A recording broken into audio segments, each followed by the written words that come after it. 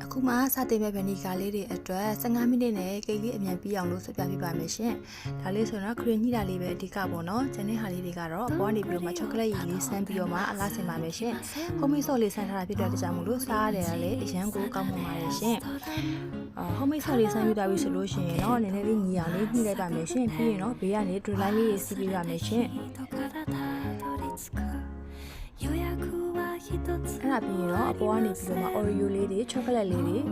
ပြီးရင် cookie လေးတွေပေါ့နော်အဲ့ဒါလေးတွေကိုအလှစီပြီးတော့မှတင်ပေးပါမယ်ရှင် Oreo လေးတွေကကြတော့သူ့ရဲ့အနောက်မှာ cream လေးတွေခံပြီးတော့မှတင်ပေးပါမယ်နော်ဒါမှမလဲဘူးအတွက်ပေါ့နော်အဲ့ဒါလေးတွေ cream လေးခံပေးပါမယ်ရှင်ပြီးလို့ရှိရင်တော့အယုတ် cookie လေးထောင်းပါမယ်ရှင်အဲ့ဒါဆိုရင်တော့ cake လေးကနည်းနည်းလေးကျွတ်တိုက်လေးဖြစ်သွားပြီးတော့မှ chocolate လေးတွေအများကြီးလဲဆိုတော့စားချင်းစပွဲလေးအရင်ကောင်းပါလေရှင်အဲ့ဒါပြီးရင်တော့စာလေးရေးပါမယ်ရှင်စာရေးတဲ့နေရာမှာဆိုလို့ရှိရင်လည်းလက်ကောက်ဝေအားကိုအသုံးပြုပြီးရေးရတာဖြစ်တဲ့ကြောင့်မို့လို့